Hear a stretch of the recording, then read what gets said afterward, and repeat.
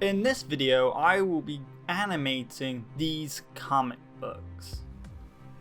So the idea is really simple. I've got some really, mediocre scans of some comic book covers, and I'm just going to be animating those.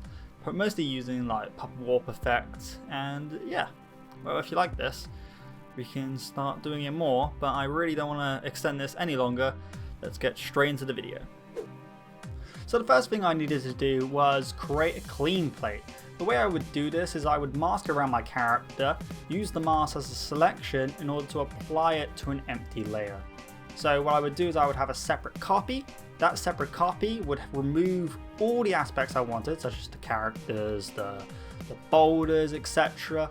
And then I would have on top of it the cutouts of those characters, completely separate. And as anyone who's masked knows, I am doing it wrong, and it is incredibly annoying to mask anything out. At this point, I didn't really think about the magic wand tool. I kind of just used the pen tool.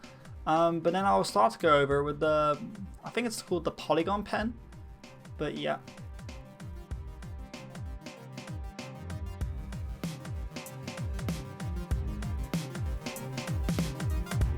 This is also another clean mistake I'm doing. I didn't quite understand on how to paint anything at this current point, so I was just kind of putting down my orange pen. It's entirely a work in process. I'm really new to this experiment. And while I am animating it, first I need to create this clean plate in Photoshop, so then I can bring over the Photoshop file and animate it over in After Effects.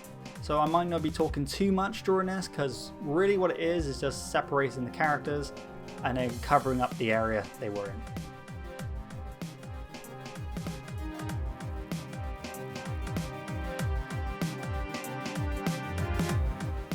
In case anyone's worrying, I'm actually recording this with my mic in my hand because my mic is broken.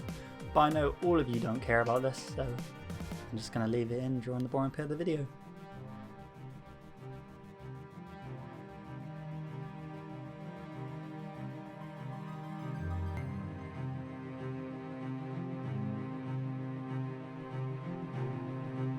Also, if you know an easier way to mask this out, please let me know. I'm incredibly curious.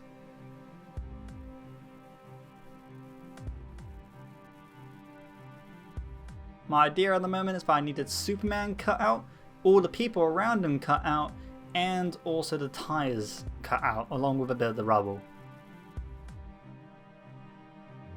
The way I masked away some of the aspects, such as I didn't need any of these on the background anymore. So what I needed to do is I needed to get rid of them. At this current point, I didn't quite understand if I could just paint over it. So I tried to use the stamp tool and plus some of the content aware tools. But it was really a hit or miss project, as you can see by a lot of the horrors I'm creating on screen at the moment.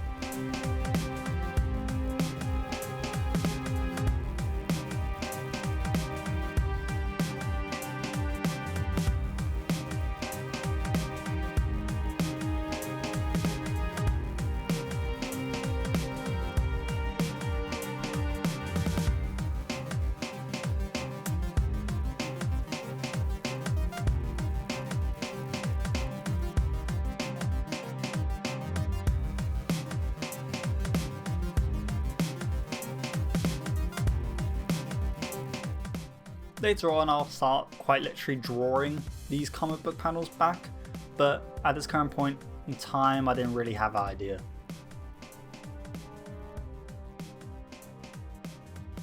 But it really would have made this into a 4-hour long recording, into like a 1 hour long recording if I did know this. So please be aware of my mistakes and save yourself the headache. I'm just cutting out one of the background characters in a minute, which I think this is one I really didn't quite need to cut out. And if your selection is quite poor, don't worry about it, you can actually refine it within the tools. And this is actually where most of the fun part happens. This is actually where I'm starting to animate. So I've cut out a lot of, well, me masking around it because I thought that was quite boring and it's quite just the synchroning. So I'm back to the animation.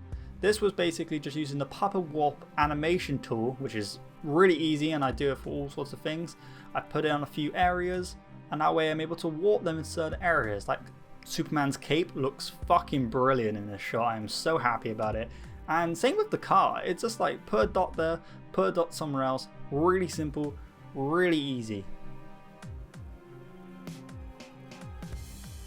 And like with that guy in the foreground, his little shirt flips up. That is such a good look, and it's just done by the Puppet Warp effect. And as you just saw, I put easy ease on quite literally everything.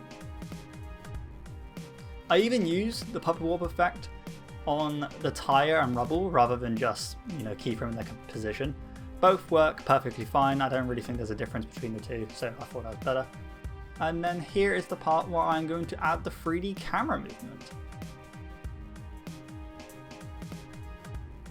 The 3D camera movement was meant to work slightly differently. However, I'm still really new to all of the camera effects in this tool. I wanted it to go from left to right. However, it didn't really work, and then I quickly came up with this back and forth idea. And of course now I'm just trying to make it more refined really, and along with trying to kind of make it loop. I think one of the biggest things about this project is it kind of needs to loop, because it's not really commercial work or anything. It's going to be just literally an Instagram post. So an Instagram post kind of looks better if it loops. And the easiest way I found to do that is quite literally just copying and pasting the effect and then reversing the speed on the second half. So yeah, this was kind of just a crash course. Everything in this effect I'm going to do in the other ones because it was really easy, but I wanted to explore different stuff. For instance, I explored the camera movement with this one.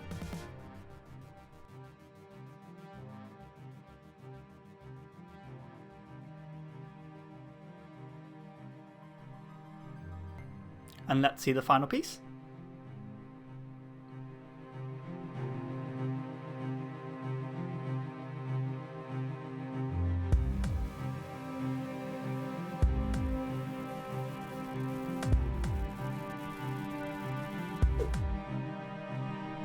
I didn't start this recording on time. I started it after I cut Batman out. Basically, I just used the Magic Wand tool instead of masking around him, purely found it.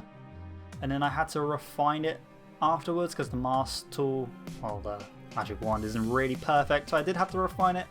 But because these characters are already so pixely, it wasn't much of an issue.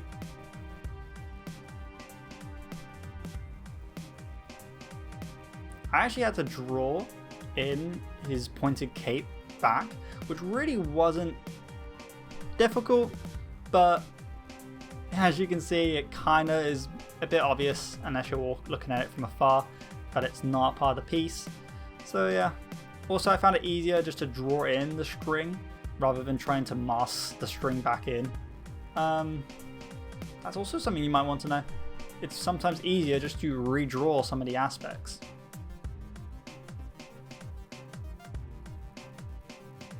And here I will soon realize that, hey, this is just a pure color in the background. I can literally just draw it in, and I'll realize that it's a lot easier than trying to clone stamp or do anything else. It's just literally that quick, where the last one took me so long.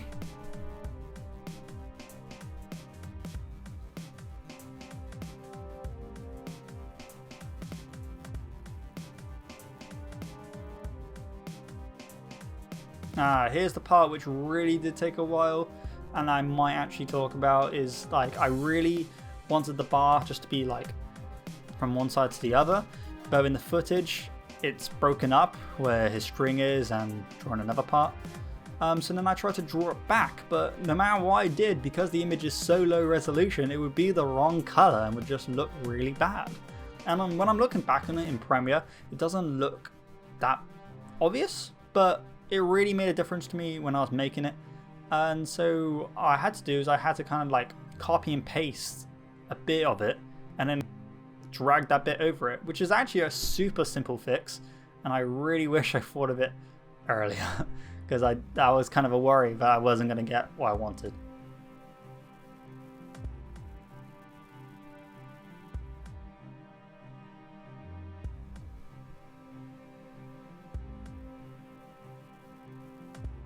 Again, just colouring in, not really having to use any clone stamps or anything. This will honestly save you so long on your project, and I know this isn't a tutorial, it's more of a just like a haha funny video, watch me do something cool, but you know, it is quite helpful really, just drawing things rather than trying to manipulate the image which is already there. You don't really need any skill when it comes to stuff like this as well, because it is just pure colour going over. But sometimes you will get the content aware feel will look fucking beautiful and you will not want to get rid of it.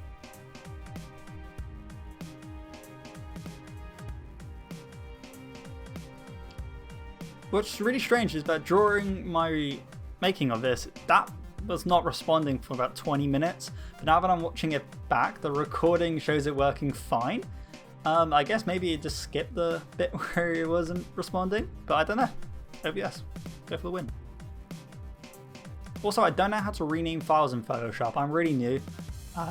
Educate me, please. This is also where I had the idea of the titles going duh duh duh.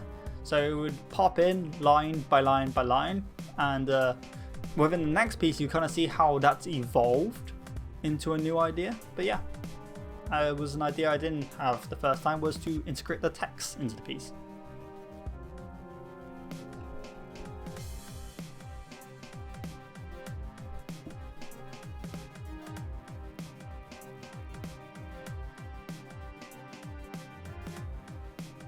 I also kind of wish I refined these guys slightly better.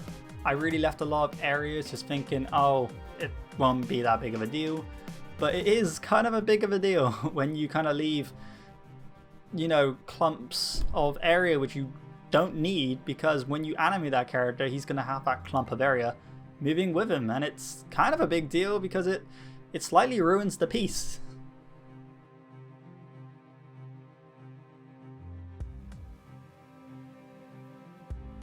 So yeah, as you can see, most of this image is being drawn back in.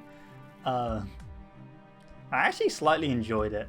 I did kind of leave that big of, I don't know what to call it, I'm just going to call it like a little blob area. It's on screen behind his head, because it was going to be behind his head, and if bits of it was shown, it's not really that big of a deal because Batman will be drawing everyone's attention inwards. So yeah, I didn't really think of it too much, but clean plates. No one enjoys making them, so we're here on the animation. And I also did miss a lot of the animation for this, sadly. It really made me sad. Yeah, the hat animation was kind of just really fun. It was a keyframing position. So where I mentioned in the last one where I wasn't keyframing position, I was keyframing using the puppet ball effect. Here I used the position. I was able to do the rotation, scale. As it gets further away, it gets smaller. Rotation, so it does that little like feather drop to the ground. Add a little curve to its position, and it just looks really nice, along with a bit of easy ease, because I don't think I've done a project without easy ease. Maybe that could be an entirely different challenge on its own. And then yeah, having the letter go duh duh duh. That was mostly like sound work, and then I'm just keyframing these characters. The biggest issue I had is that the bottom of them would keep showing when I tried to keyframe them, so their movement was really stagnant.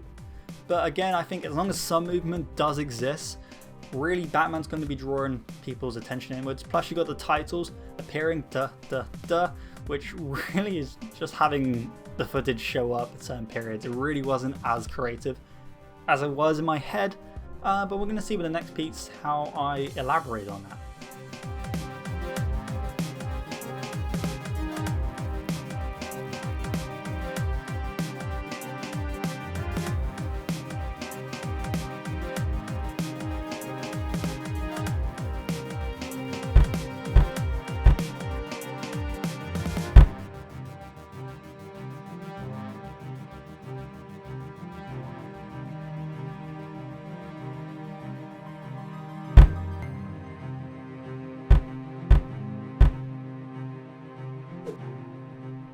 Here I am doing Spider-Man. Someone might be saying, oh, why didn't you just do Wonder Woman? So you did all three of the, yeah. Shut up.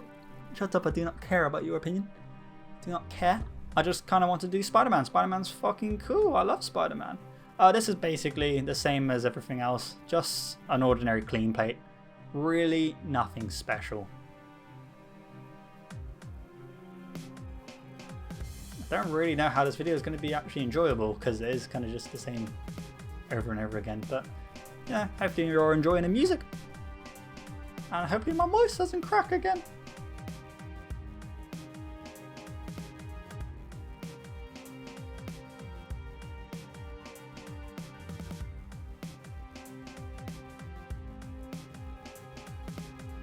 Again, see how quick this is. Just paint it back. I'm not going to go on about it anymore. You understand how just fucking overall better it is just to paint things back.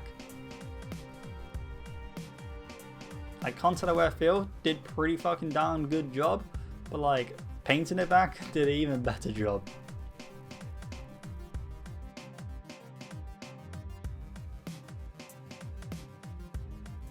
I missed a lot of the recording for this one, so I'm going to catch you up what I did. Basically, the text boxes were blacked out because I wanted to have the text being written on. So I had to find this. I say find, I had to Google what the font was, and it turns out it's Comic Sans, which comic book. I should have figured it out. So then I had made the little Comic Book Sans. I then added a little black border around it, or a little black stroke around it. Applied a typewriter effect to it, center it all in the middle. Adapt it to be the right size and like length away from each other. Spider-Man was simply enough, just pepper warped in really. There was pepper warp at the end of a string and pepper warp on him, and he swings in, goes in really fast and has a little slow motion away as the text bottles start to write. But they did look kind of out of place. They didn't look as like JPEG damage, and in DaVinci there's an effect called JPEG damage, and I really wanted to apply that but didn't have it. So let's go see the final result.